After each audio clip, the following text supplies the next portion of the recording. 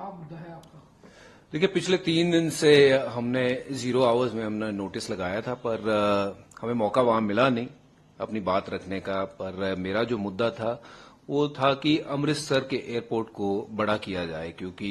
हम जानते हैं कि बहुत सारे पंजाबी जो हैं वो अमृतसर से, क्योंकि फ्लाइटें बहुत कम हैं, स्पेशली कनाडा या फिर अमेरिका की बात करें तो कोई फ्लाइट नहीं है, तो उन सारे जो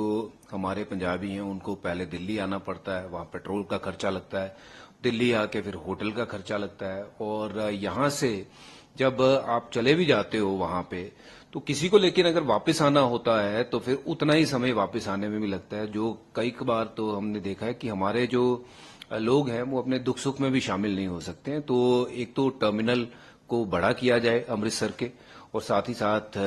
जो फ्लाइटें हैं जो कनाडा के लिए, अमेरिका के लिए या और भी कई देशों के लिए वहां से शुरू की जाए, क्योंकि ये बहुत अनिवार्य है। अभी हाल फिलहाल में जो समझौता हुआ था कनाडा और भारत का, कि जिसमें बहुत सारी फ्लाइटें चलाई जाएंगी, उसमें अमृतसर का कहीं नाम नहीं था, और तकरीबन 10 लाख से भी ज्यादा जो लोग हैं पंजाबी लोग वो कनाडा में बसे हुए हैं। तो जिसके कारण मुझे लगता है कि बहुत बड़ी सुविधा होगी पूरे पंजाब के लिए अगर उस टर्मिनल को बड़ा किया जाए और साथ ही साथ फ्लाइट्स वहां पे से शुरू की जाए।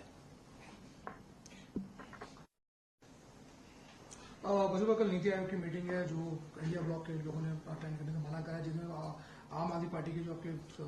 सीएम है पंजाब के, उन्होंने भी कहा है कि वो लोग पार्ट नहीं लेंगे इस मीटिंग में। जी बिल्कुल, क्योंकि नीति आयोग में ना शामिल होना, भगवंत मान साहब का भी मैं बयान पढ़ रहा था और बाकी के भी जो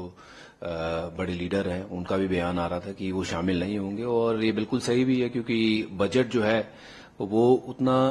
सेटिस्फाइंग नहीं है, और जिसके कारण वहां पे जाके शामिल होना, फिर अपनी बात रखने का कोई वो बनता नहीं है। तो मुझे लगता है ये बिल्कुल सही निर्णय है और हम अपनी पार्टी के साथ स्टैंड करते हैं इस निर्णय में।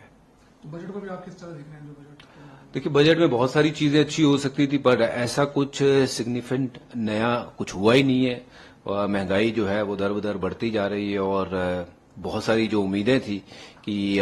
पढ़ाई के क्षेत्र में या फिर आपके गैस के क्षेत्र में या फिर बाकी के भी जो नॉर्मल निजी जीवन में जो आपके चीजें रोज लगती है, उसमें कहीं ना कहीं आपको देखने मिलेगा कि कटौती हुई होगी, बट कहीं कटौती नहीं हुई है, उल्टा बढ़ा ही है।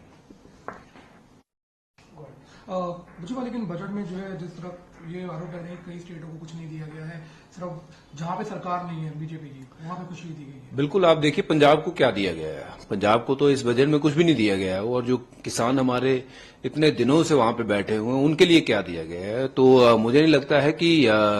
ऐसा भेदभाव होना चाहिए, क्योंकि पंजाब एक ऐसा प्रांत है जो पूरे देश का जो है वो पेट भरता है। तो पंजाब के लिए आपने बजट में कुछ दिया नहीं है, पंजाब को अलग रखा है, एक या दो स्टेट को छोड़ के। मुझे नहीं लगता है कि इस बजट ने किसी का फायदा किया है।